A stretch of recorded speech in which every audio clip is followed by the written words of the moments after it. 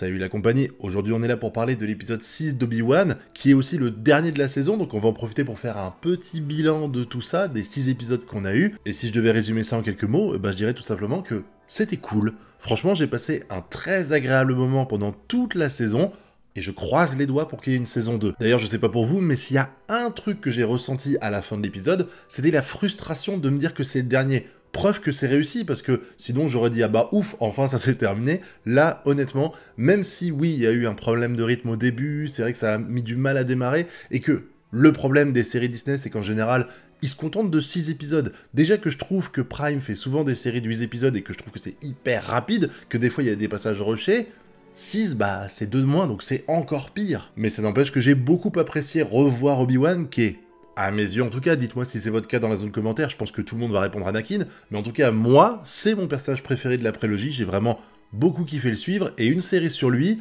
c'est presque mieux qu'un film, parce qu'un film, on le regarde une fois, c'est 1h30, en général, moi je rate pas à nouveau les films, donc là, pouvoir profiter de lui pendant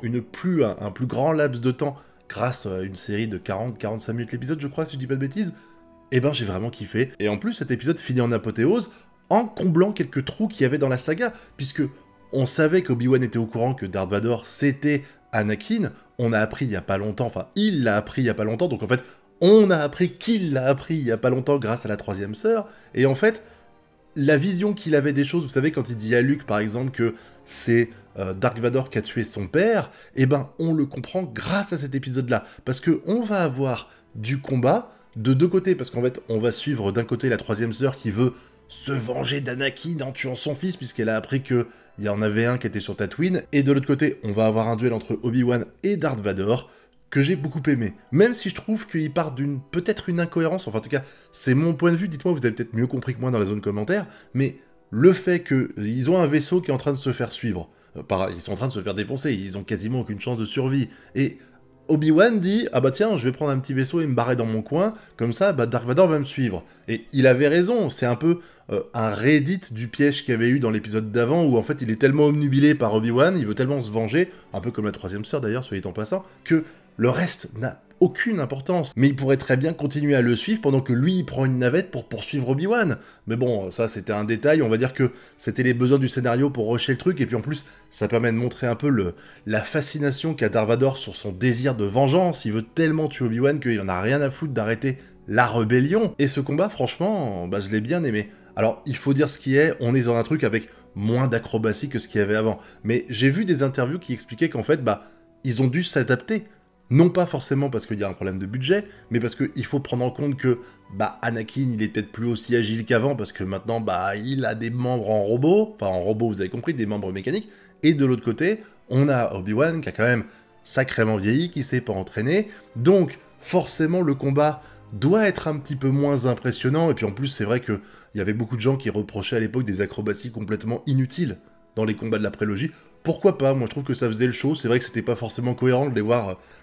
faire des acrobaties de fou, mais c'était spectaculaire, au moins on en avait pour notre argent quand on allait au cinéma, mais là je trouve que le combat a été plutôt cool, avec par contre, j'ai du mal à me dire que Darth Vader réussit à perdre, parce que pour moi Obi-Wan, on l'a vu, il y a eu un premier combat dans lequel Obi-Wan s'est fait complètement bolosser par Darth Vader, ce qui est pas vraiment surprenant, parce que tu te dis Obi-Wan,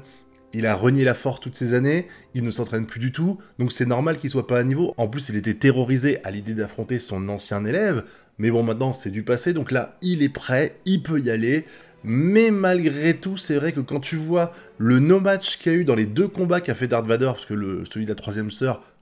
il s'éclate, c'est la balade pour lui, et puis celui d'Obi-Wan, c'était tout simplement une honte pour le pauvre Obi-Wan qui s'en prenait plein la gueule, mais le voir perdre, j'avoue que je m'y attendais pas, je pensais qu'à un moment donné, Obi-Wan allait réussir à faire quelque chose qui allait perturber Darth Vader, et que du coup il allait perdre ses moyens, et que comme ça Obi-Wan arriverait à s'enfuir.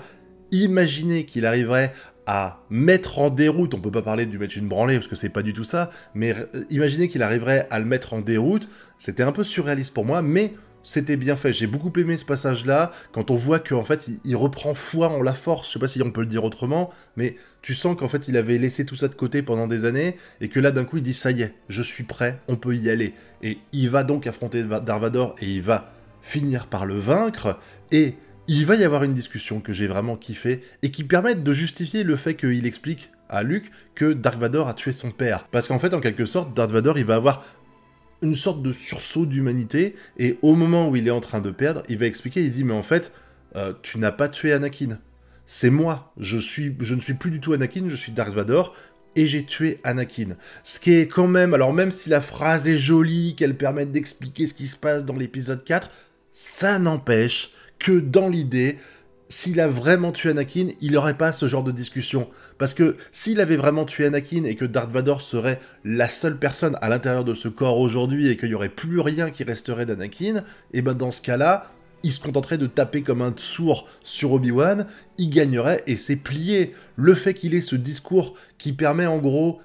à Obi-Wan de se repentir, parce que Obi-Wan s'en veut à mort de ce qu'il a fait à Anakin, et Anakin en fait lui explique qu'il a conscience que c'est sa faute s'il en est là aujourd'hui, c'est un peu ce qui est sous-entendu ici. Bah c'est classe, mais quand on réfléchit à la façon dont c'est fait, c'est un petit peu chelou. Même si on peut dire, ouais, il a un sursaut d'humanité, mais ce sursaut d'humanité, eh ben c'est Anakin qui parle, c'est pas Darth Vader. Donc non, Anakin n'est pas mort, et de toute façon, on sait qu'il est pas mort puisqu'il revient dans l'épisode 6, quand il a encore une fois ce sursaut d'humanité, et qu'il va aider Luke à se débarrasser de l'empereur Palpatine. Oui, c'est à nouveau Anakin qui est de retour, voilà, mais ça n'empêche que ce combat était stylé, avec des beaux effets avec les deux sabres laser, même si je reprocherais peut-être encore une fois d'avoir fait quelque chose dans la nuit, donc on voit pas vraiment tout ce qui se passe en détail. Après, il y a juste un truc qui m'a choqué, mais bon, c'est normal parce qu'il est toujours vivant après, c'est le fait que Obi-Wan, malgré sa victoire, eh ben il a laissé en vie Dark Vador. Et c'est vrai que c'est pas logique, parce que on se dit que si tu élimines Dark Vador, normalement, bah ça devrait faire sacrément mal à l'Empire, et il aurait sans doute du mal à s'en relever. Mais je pense qu'il y a deux raisons pour lesquelles il l'a pas fait. La première, c'est qu'il devait avoir pitié de son jeune apprenti, un petit peu comme il avait pitié de lui quand ils se sont affrontés à l'époque sur Mustapha, puisqu'au final, même s'il pensait qu'il était mort, eh ben, il lui a pas donné le coup de grâce, parce que c'était trop difficile pour lui de faire ça. Mais je pense aussi que le discours de Dark Vador a joué, parce qu'il le dit bien, Anakin est mort. Du coup, sa quête pour réussir à tuer Anakin, eh ben elle a plus aucun sens, puisque ça y est, il n'existe plus. Et c'est pas lui qui l'a achevé à l'époque, c'est Dark Vador qui l'a tué. Du coup, même si je suis un petit peu surpris qu'il ait gagné le combat, et encore plus qu'il l'ait pas tué, même si forcément il fallait que Dark Vador survive pour la suite, eh ben en y réfléchissant, ça a du sens. Mais bon, j'ai beaucoup aimé, et ça permet à Obi-Wan d'avoir un objectif, ça y est, il n'est plus juste ce loser, il va, à mon avis grâce à cette saison 1, rejoindre les rebelles et essayer de se battre pour dégager l'Empire, pour revenir à une république, et c'est pour ça que dans l'épisode 4, eh ben, il est avec Leia, Help me Obi-Wan Kenobi, vous connaissez la suite, parce qu'il a décidé de s'investir, chose qui était absolument pas le cas en début de saison 1, donc c'est cool parce que on a une série Disney qui nous permet de combler des blancs, d'avoir des explications sur le pourquoi du comment, de qu'est-ce qui s'est passé entre l'épisode 3 et 4 et tout. J'ai beaucoup aimé avoir ces petites brides d'informations, en plus de revoir Obi-Wan, qui, comme je l'ai dit, était mon personnage préféré de la prélogie, et la fin, dans laquelle on voit enfin Qui-Gon, vraiment le pur kiff, le moment où il apparaît Qui-Gon, j'ai fait « Waouh, ça y est, c'est bon, j'ai eu ce que je voulais, j'attendais Qui-Gon depuis toujours, parce que je kiffe ce personnage aussi. Dans l'épisode 1, vraiment, il avait une classe intercosmique, et du coup, le revoir ici, avec Oh maître, je vous vois enfin, mais j'ai toujours été là, mon apprenti », vraiment, c'était le kiff, et pour moi, ça veut vraiment dire qu'il va y avoir une saison 2. Alors, c'est pas officiel, et je sais que l'acteur de Obi-Wan, Ewan McGregor, et celui d'Anakin sont en train de pousser un peu Disney pour faire une saison 2. Honnêtement, quand on voit le succès de cette série, je crois que c'est la série qui a le mieux marché sur la plateforme de Disney, tu peux pas faire autrement. Les mecs, ils ont réussi à faire une saison 2 sur Mandalorian, qui est sympa, mais quand même, c'est ok tiers. Ils sont obligés d'en faire une saison 2 sur Obi-Wan, c'est obligatoire. Après, je pense que ce serait quand même compliqué de remettre Dark Vador dans la boucle, parce que le mec, il vient déjà de se manger une deuxième déconvenue de suite avec Obi-Wan, voire 3, entre guillemets.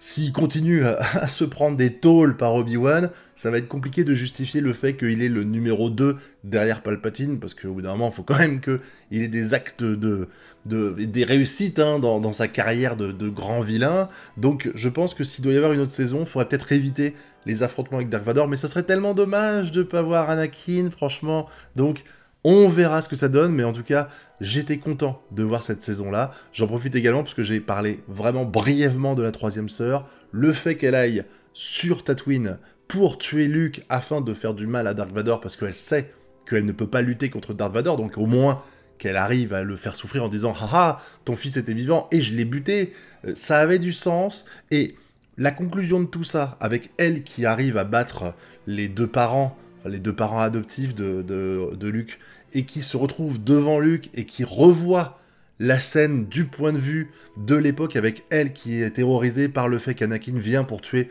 tout le monde et qu'elle, elle a réussi à survivre, c'était presque... Enfin, c'était logique. Parce qu'en fait, dans la saison d'avant, enfin dans l'épisode d'avant, on avait vu qu'elle était